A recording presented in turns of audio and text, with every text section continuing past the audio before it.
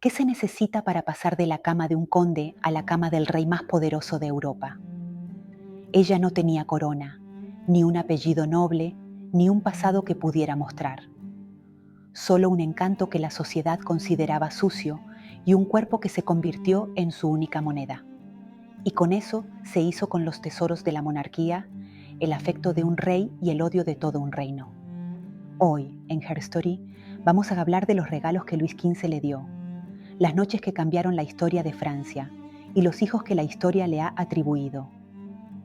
Esta no es solo una historia de reyes y reinos, es una historia de alcoba, de poder y de cómo la intimidad puede ser el campo de batalla más peligroso de todos. Hola, Her Story Lovers, soy yo de nuevo, lista para viajar en el tiempo a un Versalles que quizás no conoces. Prepárense, porque hoy vamos a conocer a la mujer que, con una sonrisa, se atrevió a desafiar a una reina y a una monarquía completa. Hoy vamos a desenterrar a Marie-Jeanne Bécu, la famosa Comtesse du Barry. Nuestra historia, como las mejores, no empieza en un palacio, sino en la calle.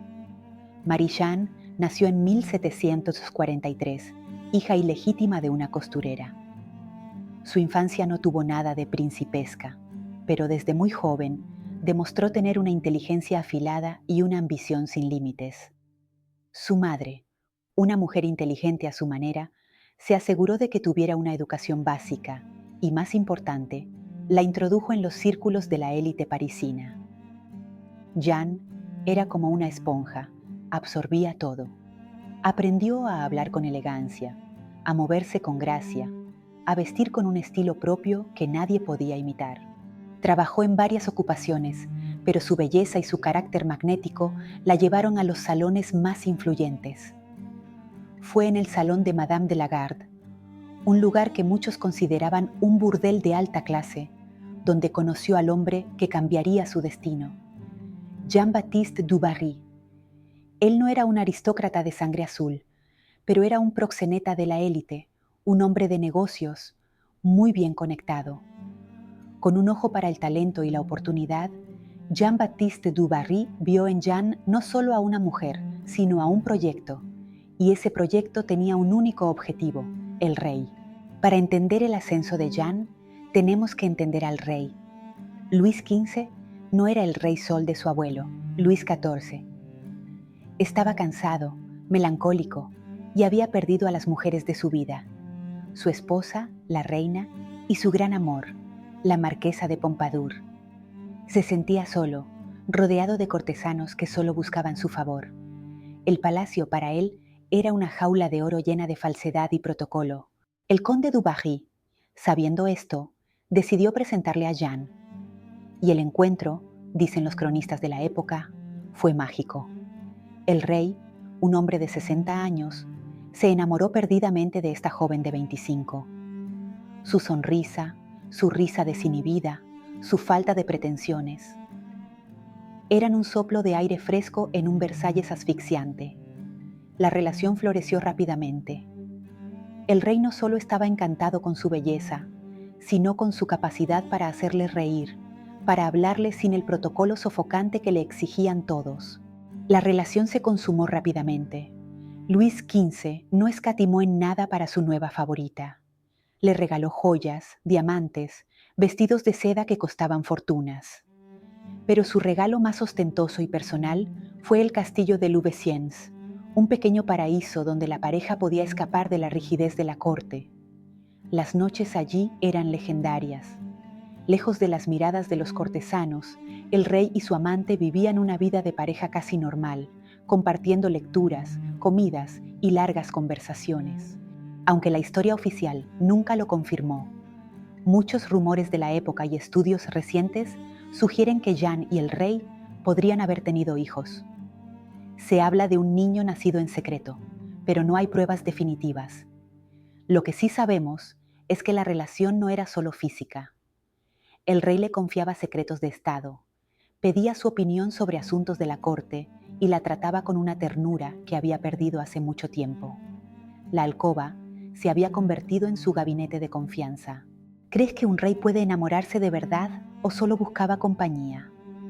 ¿La relación de Jeanne con Luis XV fue amor o un plan maestro? Quiero leer tus teorías en los comentarios. La corte, por supuesto, no podía tolerar esto.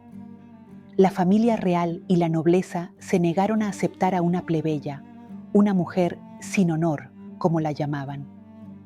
El conde du Barry, sabiendo que si Jeanne quería sentarse en la mesa del rey, no podía ser una plebeya, la casó con su hermano, un hombre sin dinero ni estatus, solo para darle un apellido noble, Comtesse du Barry. El título era una farsa, pero una farsa con la que la corte, obligada por la ley, tenía que jugar. El día de su presentación oficial en la corte fue uno de los momentos más dramáticos de la historia de Versalles. Cada noble, cada duquesa estaba allí, esperando ver a la putain du roi, la ramera del rey, como la llamaban a sus espaldas. Cuando Jeanne apareció, vestida con un vestido de plata y diamantes, el silencio fue sepulcral. Todos esperaban que se tropezara, que se sintiera abrumada.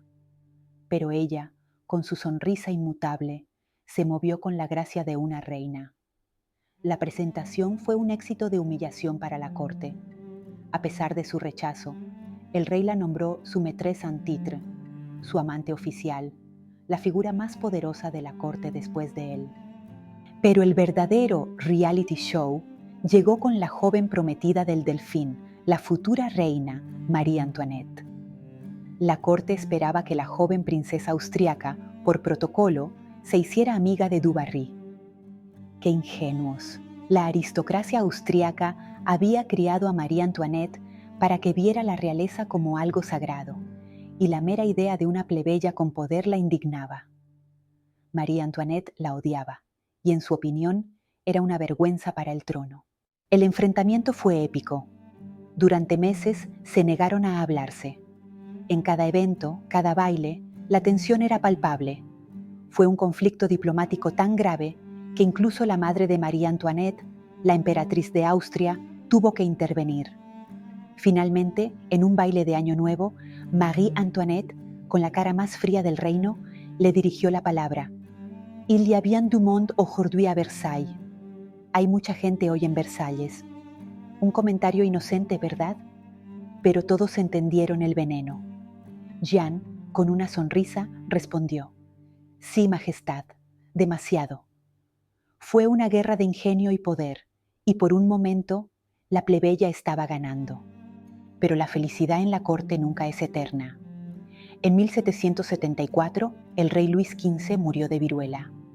La primera orden del nuevo rey, Luis XVI, y de su reina, María Antoinette, fue categórica: exiliar a du Barry. La mujer que había desafiado a la nobleza con su sola existencia fue enviada a un convento, luego a su castillo en Louveciennes. Y aquí viene la parte más trágica de la historia. Años después, cuando estalló la Revolución Francesa, Jeanne du Barry pudo haber huido, pero regresó a Francia por un motivo sorprendente: para recuperar unas joyas robadas, una decisión que selló su destino. Y aquí viene la parte más inesperada y trágica de la historia. Años después, cuando estalló la Revolución Francesa, Jeanne du Barry pudo haber huido, pero regresó a Francia por un motivo sorprendente: para recuperar unas joyas robadas, una decisión que selló su destino. Pero el destino, a veces, tiene un toque de ironía cruel. La vida de la condesa se cruzaría con la de uno de sus antiguos posesiones.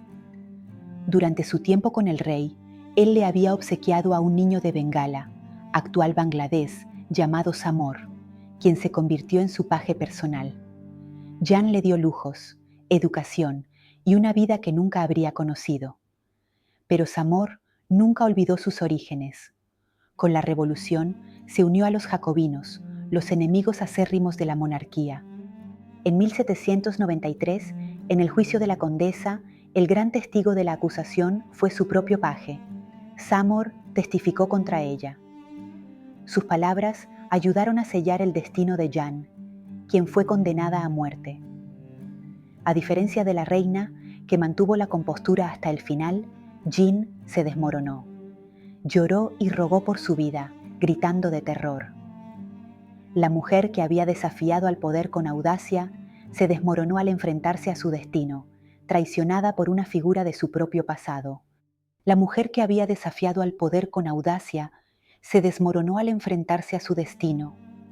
Su vida, que había empezado en la miseria, terminó de la misma manera, pero no sin antes haber vivido la vida de una reina, sin una corona. La historia de Jeanne du Barry nos recuerda que el poder no siempre se gana con el linaje y que el juicio de la sociedad dice más de la sociedad misma que de la persona juzgada. Su vida fue un meteoro de belleza, inteligencia y poder que se extinguió en la guillotina. Si te gusta desentrañar la historia detrás de las mujeres que la escribieron, no te olvides de suscribirte a Herstory para no perderte ningún capítulo. Y ahora dime, ¿qué otra figura histórica te gustaría que exploráramos? Déjalo en los comentarios.